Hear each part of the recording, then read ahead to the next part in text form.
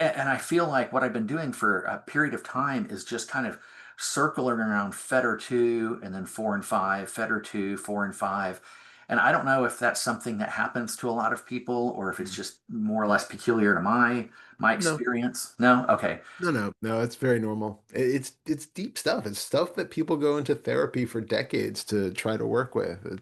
And there are some ways I think of doing it in a little bit more expedited fashion, and we kind of get to the point of it, but it's still stuff that needs to be worked with because it creates so much fundamental identification and Mm, really the entire way that we interpret the world, all of our interactions and relationships with other people, the way that we interpret everything that we see and experience, all of that is being conditioned by those basic second fetter tenets and experiences. So it's just normal.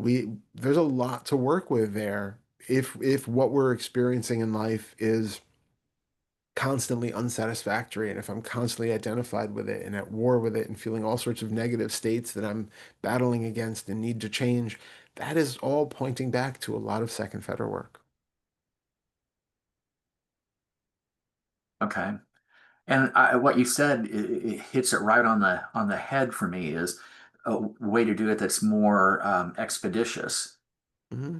and I know on one hand you can't rush or hurry anything, but at the same time, it seems like it's in the best interest to do to do it as efficiently as possible and not linger any more than necessary.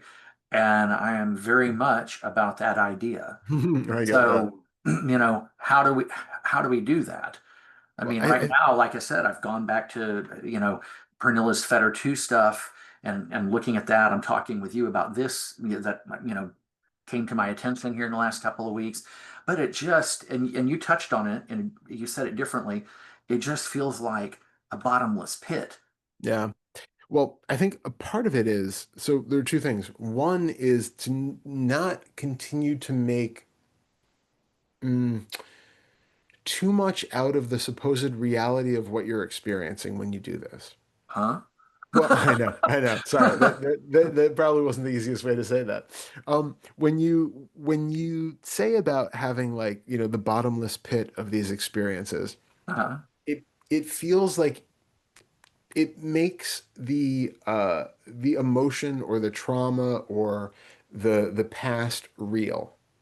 so it's reifying it. It's reifying it, exactly. It's making it so that if we imagine that it's a bottomless well of constantly feeling like I'm less than or insecure, it assumes that the feeling of being less than or insecure is a real thing, which has a real fundamental beginning and really needs to be rooted out just like the self. If we go at it that Hmm. direction, it makes it into a thing.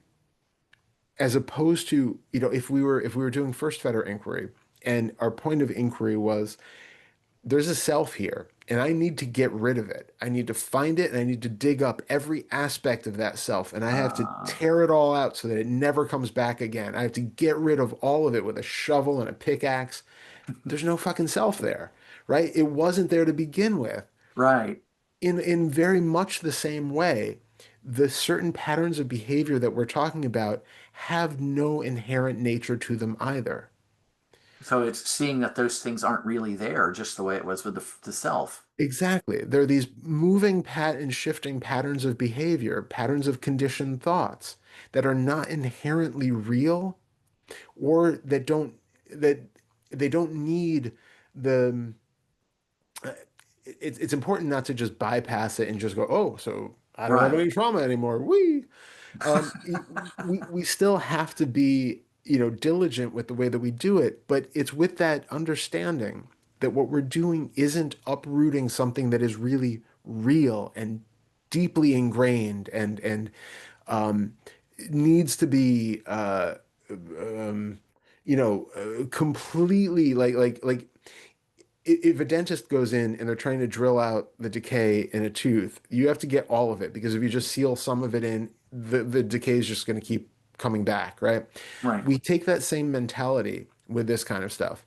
We go in with the idea that it's like this deep, deep well of shame and regret and all this, and I have to see every aspect of it and dig out every little bit of that decay and get rid of all the bacteria and flush it out so it's totally clean. Instead, we can be working on these things in different ways, but still seeing that it's not, there's no reality to that decay. There's no reality to the shame. There's no reality to the unsafety or the fear. These are conceptual ideas which have grown out of certain circumstances. We have certain sensations in the body, certain thoughts that come about in certain situations, and these are conditioned patterns of behavior. From that perspective, seeing through the quasi-reality of that can help to alleviate so much of the effects of it and actually start to retrain the behavioral systems. We start to work differently because it's not a real thing that's in there like bacteria. It's just an idea. It's a pattern of behavior.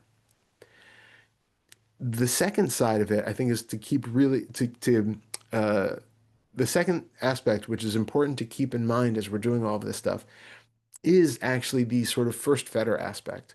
Because when we go into the second fetter stuff, it's really easy to go down the like talk therapy rabbit hole of like, this is my past, this is my history, I have experienced these things, it's real, and I need to talk it out. And that, and for some people, for at certain points, talk therapy is great, and I'm not putting that down altogether. But the more we are reifying the self in our second fetter work, the more bottomless that pit becomes basically because we keep creating the sense of self who we are supposedly trying to liberate from all of its beliefs about itself. So yes, I'm looking to see it, there's no self, and I'm also very sure that something terrible happened when I was 5 and I can never let it go and I can never get over it. Well, who is the one who can never let go and never get over it if that self really doesn't exist?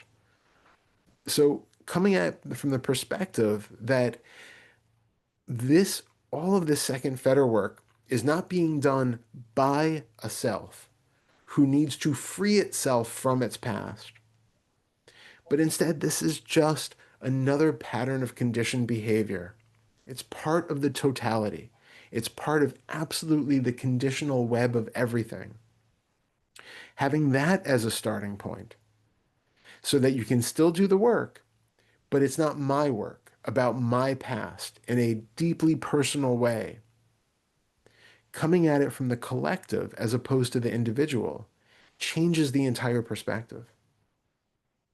Remembering that it's not about the life story of one particular unique self, but rather this is just one part of totality that has these interlocking patterns of experience with other parts of the interlocking totality of everything. Seeing it from that standpoint starts to allow us to let all of it go.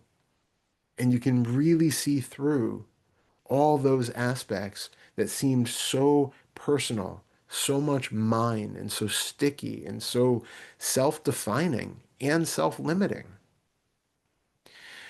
So the more we come back to the no self aspect of it and the interconnected aspect of this experience, the more we can allow those pattern behaviors, those conditioned patterns of behavior to just readapt, to update, to adapt to new circumstances that are more conducive to a life filled with well-being, as opposed to one which is playing out old narratives that are just no longer useful in this current context.